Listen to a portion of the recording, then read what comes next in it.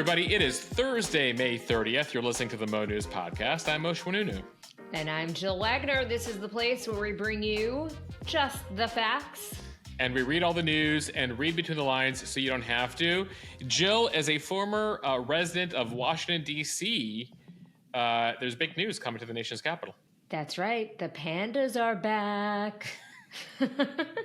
There was a fear we would not get them back given the relationship the U.S. has with China right now and the fact that we technically have to borrow them. They have to lend the pandas from China to the U.S., but I guess they've made a deal. That's right. 2 pandas will be returning to the Smithsonian's National Zoo later this year. So very exciting.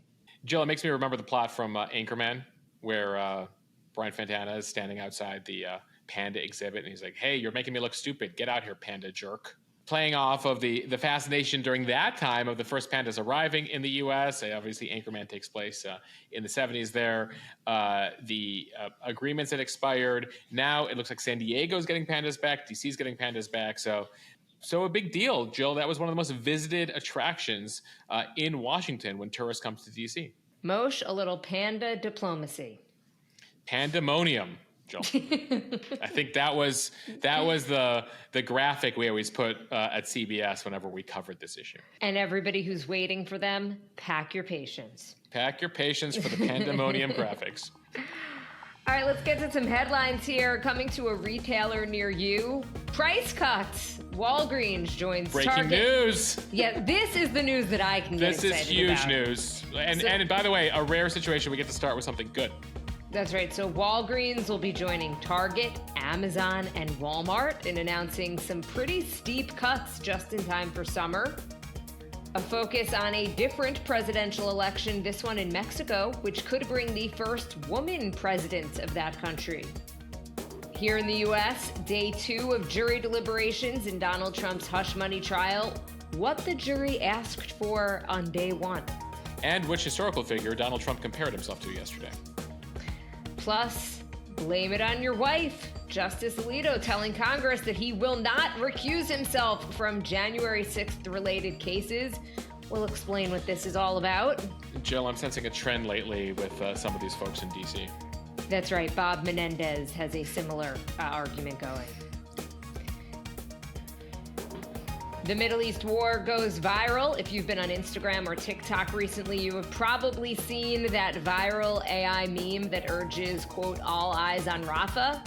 It has celebs reposting it. It has counter memes. We'll explain what's going on. Plus, what is the latest on the ground in Gaza? Yes, we'll give you an update on both the cyber war and what's actually happening. Meanwhile, charges dropped for pro golfer Scottie Scheffler. And why we are in the midst of a bird watching boom. The bird's the word.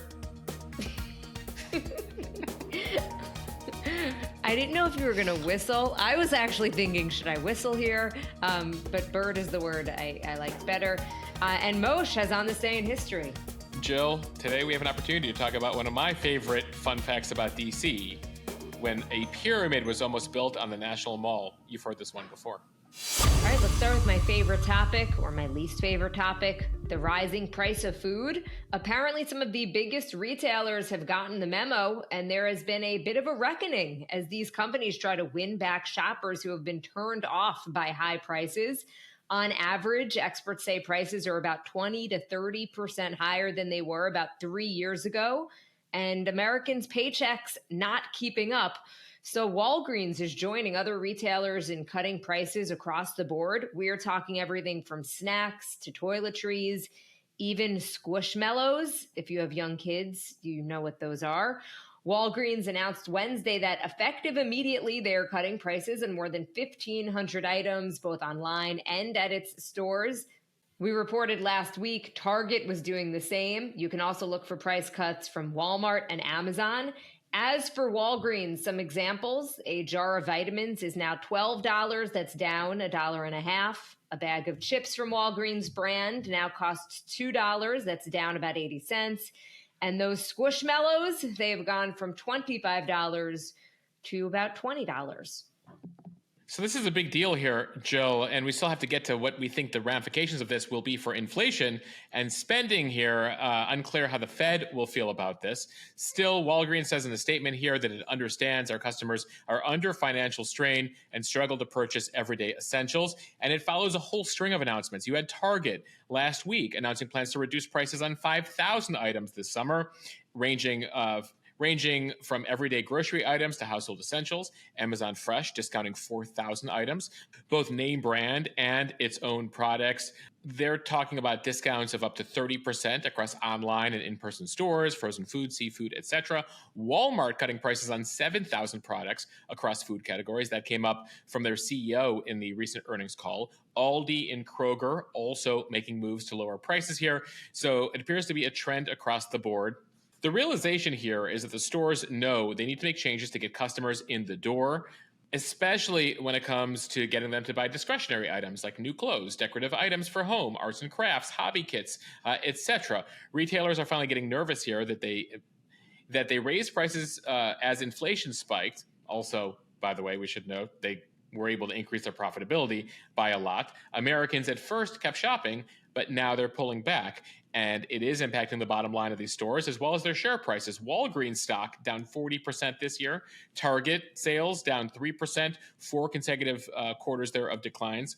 Walmart has seen soaring sales, but much of its revenue growth is due to wealthy customers, not their kind of core demo. And so they're trying to recalibrate there. It's not just restricted to these stores. You got McDonald's, Wendy's, Burger King, all announcing deals here. It turns out that the $18 Big Mac meals, people aren't into that anymore. So they're cutting prices as well.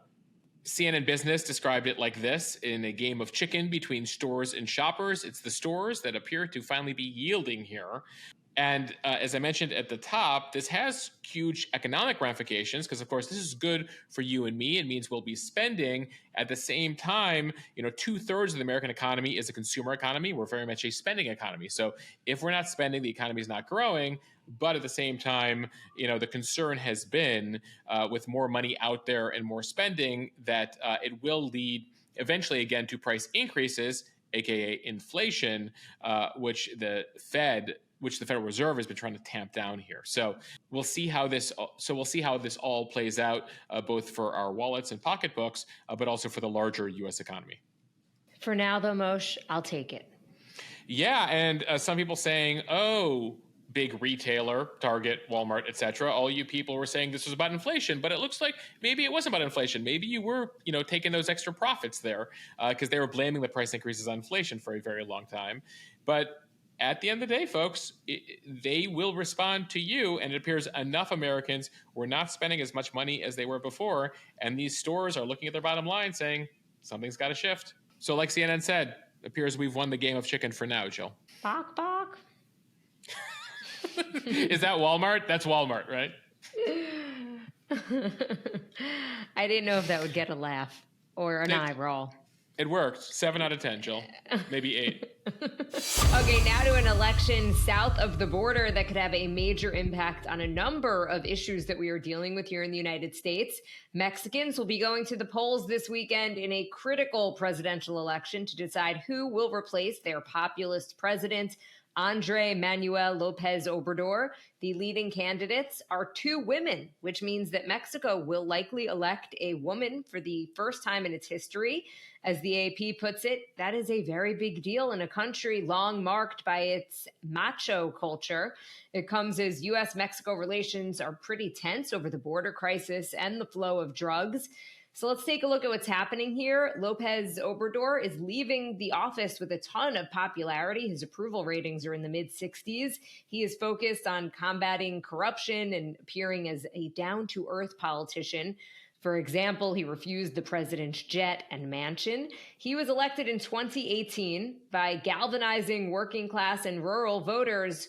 So why not run again, you may ask? Well, in Mexico, the president is actually limited to a single 6-year term. I like that, Jill. Moshe, I thought the same thing. That feels right. And while he can't run for re-election, this election is kind of revolving around him anyway. So you've got former Mexico City Mayor Claudia Sheinbaum. She is the She is leading in the polls by double digits. She is part of the left-wing party that Lopez Obrador founded, and she is viewed as his protege. If she were to win, she would also be the first Mexican president with a Jewish background. And then there is Xochitl Galvez, an opposition senator and tech entrepreneur, and she represents a coalition of parties that opposes Lopez Obrador's policies. And there's also another candidate from the citizens movement that hasn't gotten a ton of traction. Yeah, it looks like it's a battle between the two women there in Mexico for who will be next president. To give you context here, why does this matter? Well, Mexico recently surpassed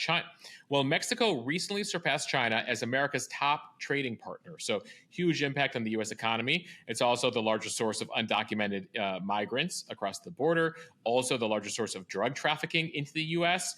So it should go without saying that what happens in Mexico has a major impact here in the U.S. Now, AMLO, as he's been known, Lopez Obrador, has had some controversial policies, and he's gotten into it with the last two administrations at times. He had a controversial policy called hugs, not bullets, when it comes to the cartels in Mexico. His goal was to address the societal root cause of the violence, not engage in all-out war with the cartels, but the violence has still not waned despite the hugs, not bullets, and analysts say cartels have only expanded their control across a number of states in Mexico.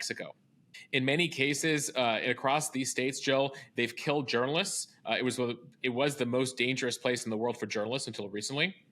They're killing local politicians, and those are the politicians who aren't in their pocket, and those are the journalists who aren't reporting only positive things about the cartels. A number of businesses across northern Mexico have to basically ask permission and seek the guidance of the drug cartels in order to do their business. So security is a huge issue in Mexico. Despite that, Lopez Obrador's party, and of course now Sheinbaum, his protege, remains pretty popular and continues to have a double-digit lead here. They say their focus is on educational and economic opportunities. And it is interesting, while they do share a party and overall philosophy, Mexico does have a history of the proteges going in different directions after they're elected, despite their promises. So we'll see what comes of Sheinbaum. Lopez Obrador doesn't speak anything besides Spanish, didn't really travel or leave the country until late in his life. Sheinbaum is a scientist. She did research work, post-grad work at UC Berkeley. She has a sister and a daughter who live in the U.S., so that'll be interesting to see here. One other thing we're going to watch with this election, folks, is there's a huge constitutional reform that is up on the ballot this weekend. It will effectively change more than a third of the Constitution in Mexico. What will it do? Well, it'll give the ruling party, Lopez Obrador's party, much more influence. So some people here are saying that democracy is at stake when it comes to these constitutional changes. So we'll be watching that as well. As far as the opposition here, Galvez, she has declared that hugs for criminals are over. She has talked about raising police salaries, investing in security. And so we will see how this all plays out over the next few days. The election will be the biggest in the country's history. And it has not been totally peaceful. There's been a lot of bloodshed here. We have seen several reports of local politicians being shot by the cartels, those in particular who are running against the cartels. And violence does remain an issue, including by Catholics who have seen some priest killings. The church is still very important in Mexico. So a lot to watch here south of the border and how it plays out for migrant policy, the relationship with the U.S., the cartels, and of course how it plays for trade and our overall economies. Time now for the speed read, starting with the Trump hush money trial from the Associated Press. Jurors will begin their second day of deliberations this morning. Deliberations started yesterday in the former president's hush money trial. It places the outcome of this history-making case in the hands of a dozen New Yorkers who have vowed to be fair and impartial in the face of their unprecedented task.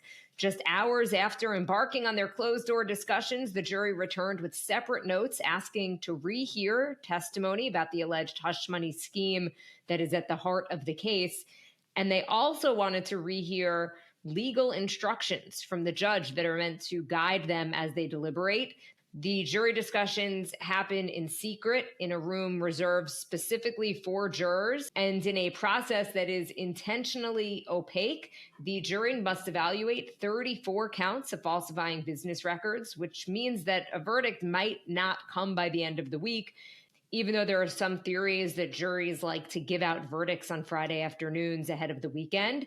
A reminder, prosecutors say Trump and his allies conspired to stifle potentially embarrassing stories during the 2016 presidential campaign through hush money payments, including to porn actor Stormy Daniels. Yeah, so as far as those jury instructions, Jill, they include things like you have to set aside personal differences, you can't make a decision based on biases or stereotypes, you can't hold it against Trump that he didn't testify, you have to ensure that the prosecution proved beyond a reasonable doubt that these crimes happened, and so there's some specifics there in terms of falsifying business So there's some specifics there when it comes to falsifying business records, the violation of the Federal Campaign Act that Trump intended with his actions to defraud the Campaign Act, and not that he was just trying to pay the hush money so Melania didn't find out about what was going on. And so clearly they wanted to rehear all of that. Trump, for his part, while the jury now deliberates, addressed the media briefly yesterday, railing against the case, railing against the judge, saying this is all part of a Biden plan, a Democratic plan to take him down. He also, Jill, made a new comparison. He has in the past compared himself to Gandhi, to Nelson Mandela. Well, yesterday he compared himself to Mother Teresa. Take a listen. Mother Teresa could not beat these charges. These charges are rigged. The whole thing is rigged. The whole country's a mess between the borders and fake elections, and you have a trial like this where the judge is so conflicted he can't breathe. So, Jill, some people having fun with that on Instagram, thoughts of Mother Teresa paying her fixer to pay hush money to an adult film actress. Some people finding that a little bit of a stretch. But I think his larger point is that he's trying to claim that everything is fixed against him. Either way, there was an uphill climb here for the prosecution to prove this case, these 34 counts, the underlying crime, dealing with the testimony of Michael Cohen and Stormy Daniels, who are not perfect witnesses of sorts. And then, of course, needing to prove for the felony counts that Trump did this solely to win in 2016 and didn't pay hush money for any other reason. So as far as the jury coming back yesterday, they asked to have testimony about 3 critical developments in the scheme. They asked to rehear former National Enquirer publisher David Pecker's and ex-Trump fixer Michael Cohen's accounts of a specific 2015 meeting with Trump. That's where Pecker has said he agreed to be the eyes and ears of Trump's presidential campaign. The idea there that the National Enquirer was publishing positive stories about Trump and negative stories about opponents. The prosecutors say that was the beginning of the catch and kill scheme at the heart of the hush money case. Jurors also wanted to hear Pecker's account of a phone call he allegedly received from Trump. Related to that, the publisher testified that Trump tracked him down and phoned him after hearing rumor that another outlet was trying to buy the story of a former Playboy model, Karen McDougal. The bottom line here with what they're asking to rehear speaks to Trump's direct involvement, and that's a key argument here. The defense was trying to say Trump, he's a CEO, he doesn't have time to deal with this stuff. He's running a multi-billion-dollar company. The argument from the prosecution was, no, Trump is very much a man of details and was very intimately involved with the details of this case and the payment. So notable here from observers on rehearing this, but God knows what's happening inside that jury room and where the split is right now, if there is a split. Supreme Court Justice Samuel Alito on Wednesday rejected calls to recuse himself from January 6th related cases at the Supreme Court. It came after Democratic lawmakers questioned whether he could be impartial, following reports that an upside-down flag flew at his home in the weeks after the attack on the U.S. Capitol in 2021. That upside-down flag has long been used as a sign of distress, especially by the U.S. military, and has become a symbol of the Stop the Steal movement that falsely claims that the 2020 election was stolen from Donald Trump. In a letter to Democratic leaders in the House and Senate, Alito said that the flag and a second religious-themed flag, also embraced by January 6th rioters, were flown by his wife without his knowledge. He says that the incidents do not meet the conditions for recusal outlined in the Supreme Court's Code of Conduct. Alito disclosed for the first time that he was not aware of the upside-down flag outside of his home in Virginia until it was called to his attention, and that his wife initially resisted taking it down. In a letter to senators who oversee the federal courts, Alito wrote, quote, "As soon as I saw it, I asked my wife to take it down, but for several days she refused. My wife is fond of flying flags. I am not." He continued, "My wife was solely responsible for having flagpoles put up at our residence and our vacation home and has flown a wide variety of flags over the years." So, Moshe, it looks like this is the blame it on my wife defense here. Yeah, these are my wife's opinions, not mine, and I can continue to hear cases related to Trump's calls for immunity related to his January 6th case, etc. Remember, when it comes to the Supreme Court, they basically get to decide themselves if they need to recuse themselves. It is up to them, and so this is Alito saying, "I've thought about it. I don't need to." But as we noted at the top, Jill, this is not the only major issue in Washington where a notable figure is blaming their wife for issues. Remember, there's the Bob Menendez corruption trial, the federal corruption trial happening in New Jersey, where Menendez is blaming his wife for some of the crimes he's accused of. And of course, it's a very sad development that she has cancer right now in the Menendez case. Back to Alito, it appears Mrs. Alito was having a lot of issues with neighbors, getting into it with neighbors, flying flags, the upside down flag, the sign of Stop the Steal, then the other flag. Apparently, this is one that was carried by some of the January 6 rioters that's embraced by Christian nationalists who want a greater place for religion in public life. That was being flown outside the Alito vacation home in New Jersey. They call it the Appeal to Heaven flag. Justice Alito writing to Congress, "I'm not aware of any connection between the historic flag and the Stop the Steal movement. Neither was my wife," pleading ignorance here effectively. Now, following all the news reports here, this was broken last week. Apparently, the Washington Post knew about this back in 2021, and it decided at the time this seemed like a petty little neighborhood thing, didn't report on it. It was then broken last week by another outlet, the Washington Post, now saying, "Oh, we probably should have reported this 3 years ago." Democrats finding out about it, calling on Chief Justice John Roberts to ensure Alito would not rule on a couple cases here, whether Trump can be criminally prosecuted related to the 2020 election, and whether the Justice Department can use an obstruction charge to prosecute more than 300 of the January 6 rioters. So a couple January 6 related cases here that Alito will be able to rule on. Yeah, some ethics experts have said that displaying politically charged symbols outside of a justice's home is actually enough to create the appearance of impartiality. But Alito in his letter took a different approach about the two flags. Yeah, it's my wife, and I've looked at it, and I think I'm okay to rule on this. Thank you very much, Congress. Jill, this is not the only spouse leading into questions about ethics. Of course, there's Clarence Thomas's wife, who was actually huge in the January 6th movement. She was communicating with Trump and calling for ways to overturn the election. At some point, I think she put out a message saying that, Biden should be in prison. So that's Clarence Thomas's wife, and he has not recused himself over anything. And then separately, Amy Coney Barrett's husband happens to represent Fox Media in some of their legal issues right now. So some people have said that family, including another Supreme Court Justice, Amy Coney Barrett, is being paid by Fox Media. So that might be a problem. Either way, the justices here so far are saying, we good. We'll rule. Okay, Moshe, now to an update on the Israel-Gaza war. But instead of the real-life war, we're going to start with the digital social media war. As Israeli forces continue their push into the Gazan city of Rafah, millions of people have taken to Instagram to show their support for Palestinians by posting an AI image emblazoned with the words, "All eyes on Rafah." The viral image has been shared across Instagram story feeds at least 42 million times as of Wednesday afternoon. We should note that the computer-generated image actually bears no resemblance at all to Rafah. It kind of looks like endless rows of RVs parked in a desert. It kind of looks like the Burning Man festival.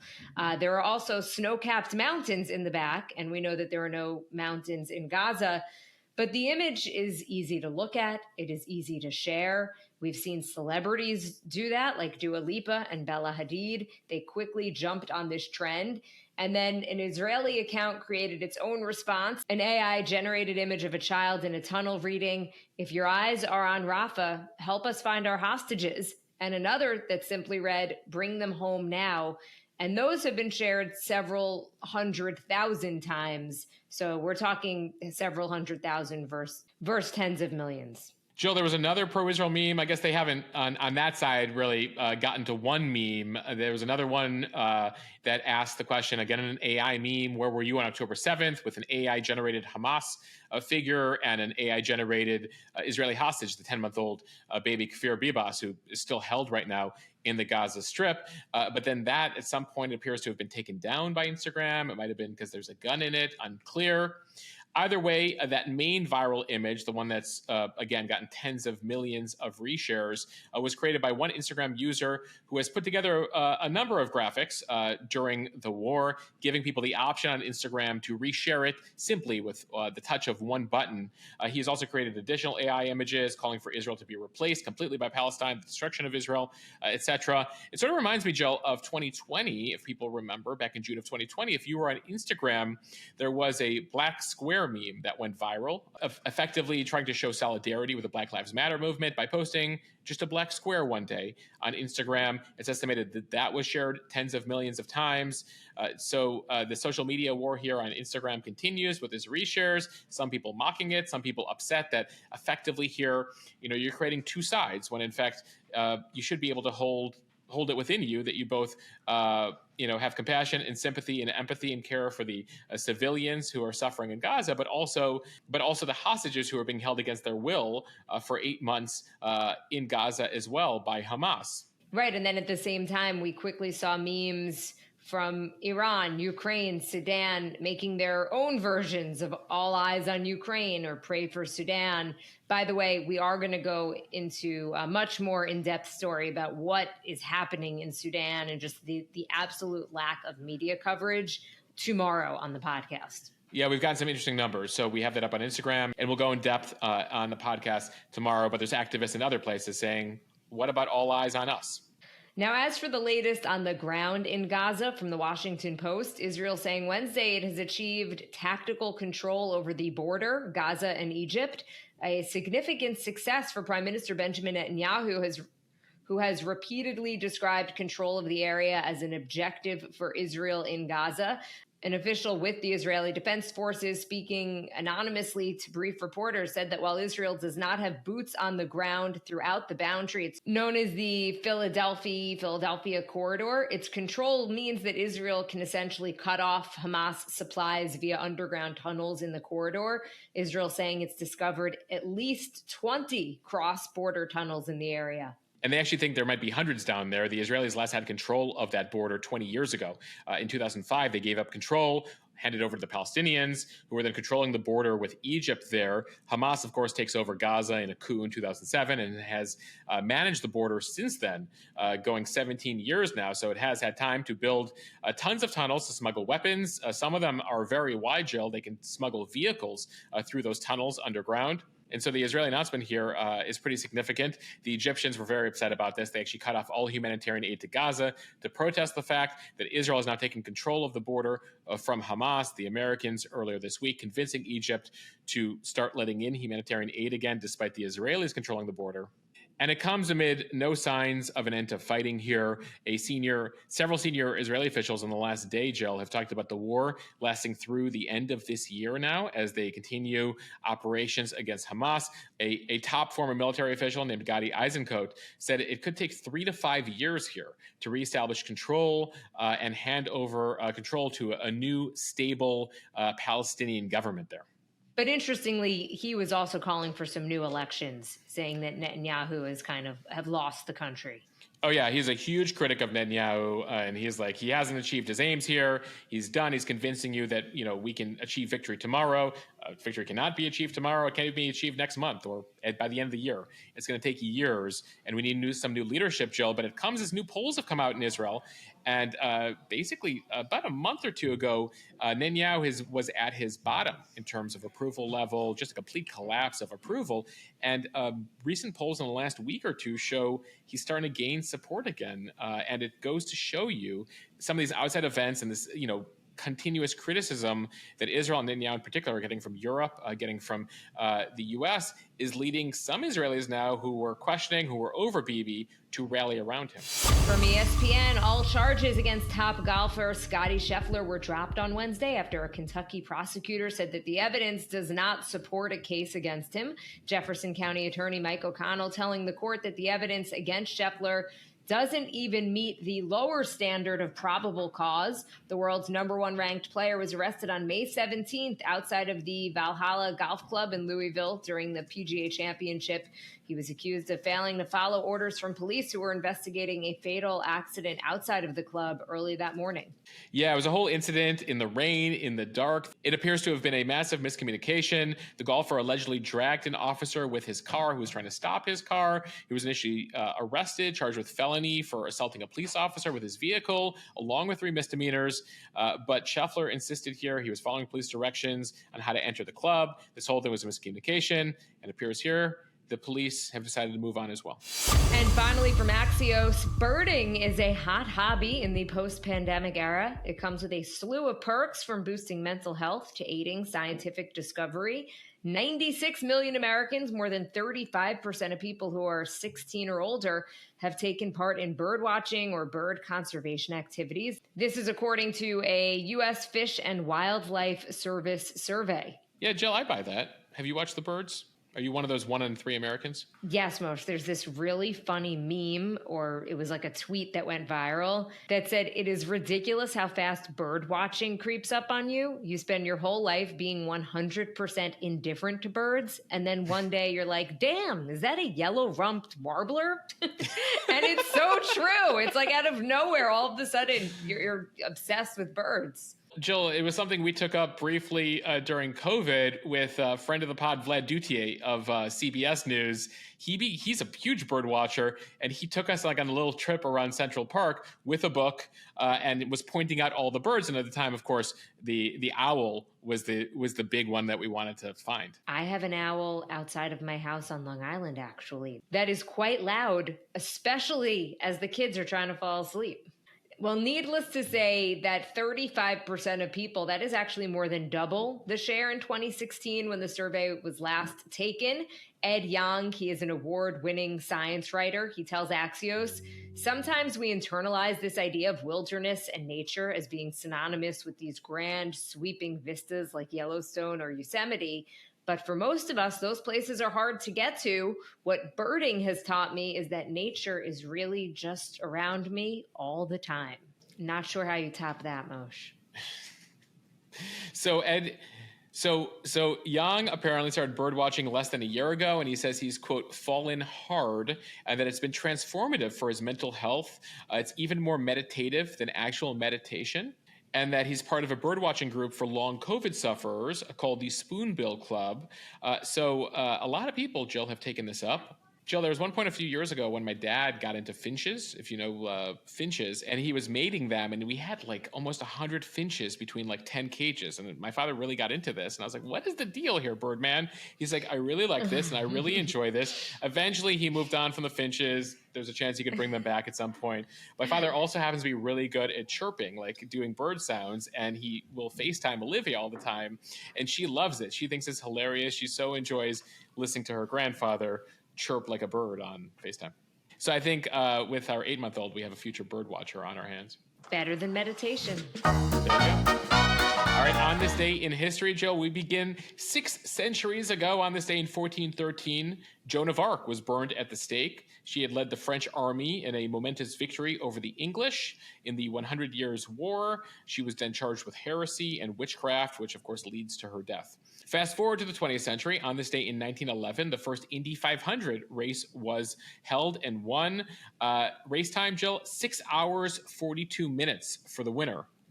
Jill, the winners now finish in just over 2 hours. I can't imagine watching a race for more than 6 hours with those cars from 1911. All right, my favorite fun fact from DC. Well, it's hard to say it's my favorite, but one of my favorites. On this day in 1922, the Lincoln Memorial opens, honoring Abraham Lincoln. Many of you may have visited the Lincoln Memorial, giant Honest Abe sitting on a chair. Jill, they had launched a competition in the lead up to the Lincoln Memorial, and they were looking for many designs. Among them, one of the finalists was a pyramid, a giant pyramid that was going to be on the National Mall dedicated to Abraham Lincoln. At the time, in the early 20s, America was obsessed with Egyptology. They had just found King Tut's tomb, and like America was really into Egypt. And of course, the Washington Monument is an obelisk, a throwback to Egypt. So just down the mall there, the National Mall, they were thinking about having a pyramid alongside the obelisk, but of course they ended up with the more traditional Greek-Roman memorial there around Lincoln with the columns and the roof and him sitting in a chair. Feels more appropriate. Than a giant pyramid? I think that would have been. Yeah, that today probably would have stood out like a sore thumb on the National Mall. Speaking of monuments to democracy, on this day in 1989, student protesters in Beijing erected a Goddess of Democracy statue that looked like the Statue of Liberty. This was part of the Tiananmen Square protest, the democracy protest of that spring of 1989. Just days later, the Chinese military would come in shocking scenes that were broadcast around the world, destroying the statue, ending those protests, arresting. And Jill, to this day now, if you try to even talk about Tiananmen Square, you could face arrest there in China. One other historical event we should mention today. On this day in 2015, Vice President Joe Biden's son, Beau Biden, died of brain cancer at the age of 46. It was key there to Biden's decision several months later not to run for president that following year, that opened up the field basically to Hillary versus Trump. Biden, to this day, regrets not running in 2016, thinking if he had run, he could have beaten Donald Trump, and history would have shifted. But he was mourning at the time the loss of his son and couldn't conceive of running for election that year. And we end here with a bit of pop culture history. On this day in 1968, the Beatles began recording the White Album. And Jill, on this day 19 years ago, Gordon Ramsay's show Hell's Kitchen premiered on Fox. In that era we've talked about before, where we had British chefs and other game show hosts yelling at us for our own entertainment. And we loved every minute of it. You are the weakest link. Goodbye. That was a different show. But Gordon Ramsay just like dropping F-bombs and yelling at us in the kitchen. But for a while there, that was a fun watch. All right, we promise not to yell at anybody here on the Mo News podcast. Thank you for listening. If you like what you hear, please share this with your friends. It will help us grow. Follow us and subscribe so you don't miss an episode, and review us in the App Store. Those reviews matter. We appreciate all the reviews. So thank you for all that. Thank you for your listening. And we'll see you back here tomorrow. All right, bye, everybody.